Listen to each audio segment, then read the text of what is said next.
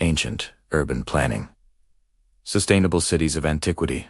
Prologue: the lost blueprint of civilization beneath layers of dust and time. Hidden among the ruins of long-forgotten empires lies a story not of conquest or destruction but of design, a silent testimony to human genius.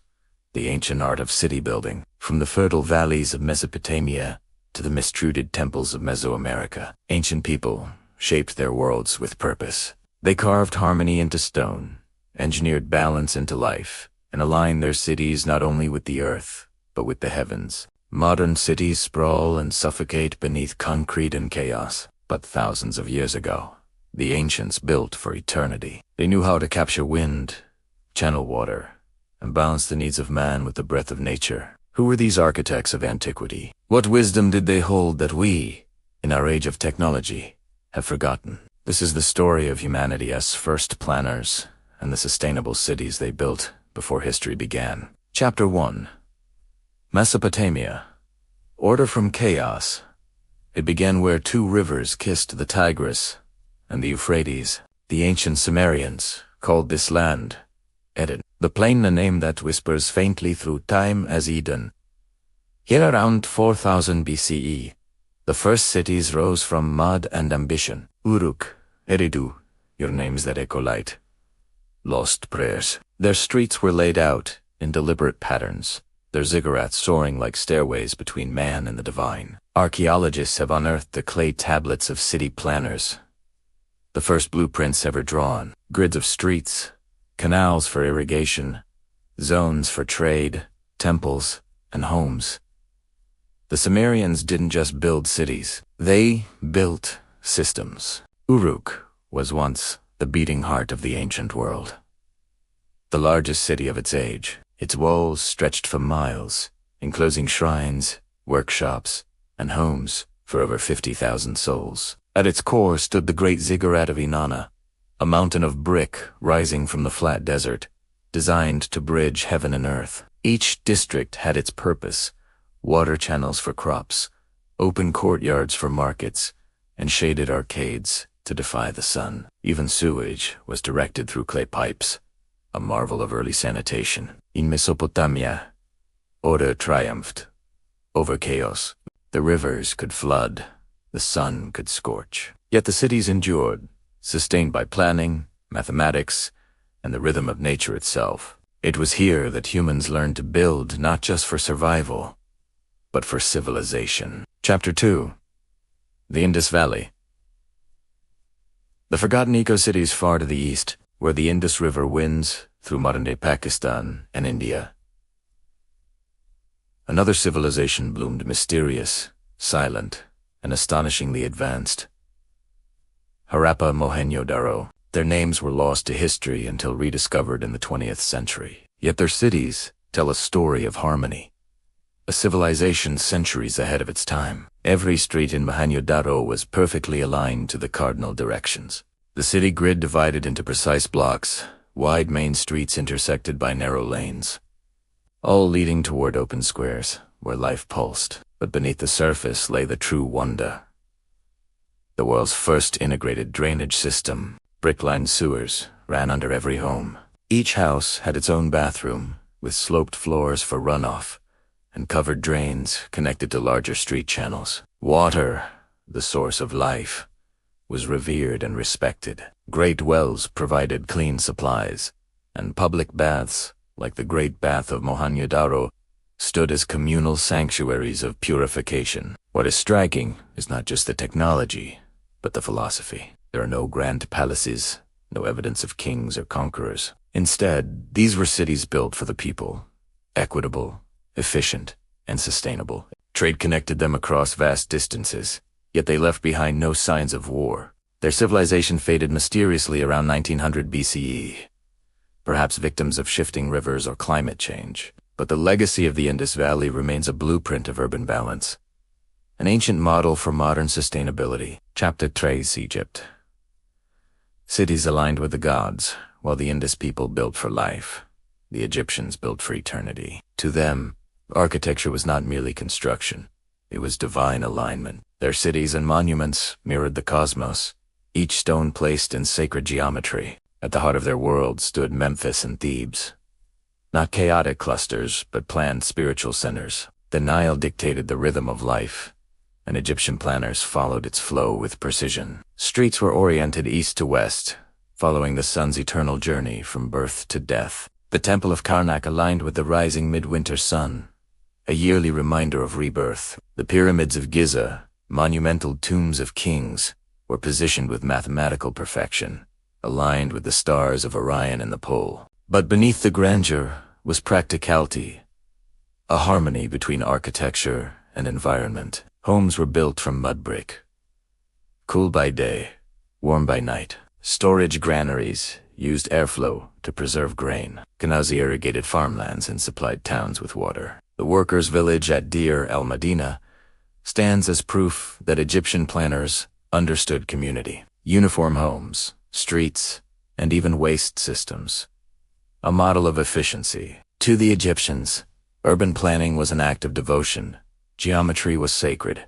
Symmetry was divine. Their cities weren't just built on the earth. They were inscribed in the language of the stars. Chapter 4. Mesoamerica. Cities of the gods across the ocean, on another continent. Civilizations unknown to the Old World were carving their own masterpieces into the landscape. In the Valley of Mexico, the city of Teotihuacan rose, immense, ordered, and shrouded in mystery. Long before the Aztecs, around 200 CE, this city was already a thriving metropolis of more than 100,000 people. The Avenue of the Dead stretched 4 miles, lined with temples and plazas. Atit's Earth, the Pyramid of the Sun and the Pyramid of the Moon, stood as cosmic sentinels. Teotihuacan's layout was no accident. It aligned to the setting of the Pleiades, a star cluster revered by the ancients. Its architects planned every district, residential compounds, workshops, marketplaces, and canals, woven into a harmonious design that mirrored the heavens. To the Maya further south, cities like Tikal, Palenque, and Copan were living calendars. Their pyramids, ball courts, and palaces followed astronomical cycles, blending religion, politics, and ecology. Even in the dense jungles, they found ways to manage water, constructing reservoirs, causeways, and terraces to prevent erosion. Their urban planning was not about dominance over nature, but coexistence with it. And yet, these civilizations too would fade, swallowed by droughts, wars, and shifting trade. But the ruins remained silent, cities whispering of a time when urban life was sacred geometry, not chaos. Chapter 5. Greece and Rome, engineering the world. If Mesopotamia built systems, and Egypt sought divine order, the Greeks and Romans perfected the mechanics of civilization itself. Athens, the heart of Greek democracy, was laid out around the Agora, a public square that symbolized civic life. The Acropolis soared above, a spatial reminder that politics and philosophy were watched over by the gods. Greek planners valued symmetry and perspective. Streets aligned to catch the wind. Open spaces encouraged dialogue, and theaters were carved into hillsides to echo the voice of art. When Rome inherited this legacy, it expanded it to an empire. Roman engineers built cities from Britain to Syria with the same template grids, forums, aqueducts, and baths. Every Roman city was a reflection of Rome itself, disciplined, efficient, alive. Their aqueducts carried water for miles with perfect gradients. Sewage flowed through underground systems like the Cloaca Maxima, cleansing the city long before modern sanitation. Public baths doubled as social centers, promoting hygiene and equality. Roman planners designed for longevity, stone roads, durable arches, self-draining amphitheaters. They mastered ventilation, heating, and even noise control. In Rome, urban planning was empire, a statement that order, when engineered, could conquer chaos. Their legacy still lives in the blueprints of modern cities. Chapter 6. East Asia. Harmony with nature in the East. Another philosophy guided city design.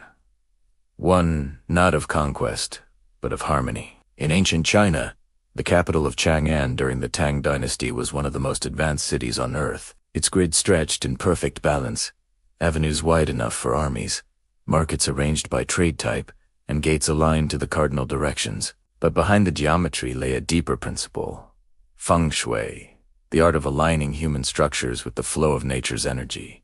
Qi. The emperor's palace sat in the northernmost part of the city, facing south, toward the light and warmth, a symbol of balance between heaven and earth. Kyoto, in Japan, was modeled after Shangan, designed as a living embodiment of order and serenity. Waterways flowed through gardens, shrines were placed along ley lines, and each district had a specific role in the rhythm of life. In these cities, planning was not just about infrastructure.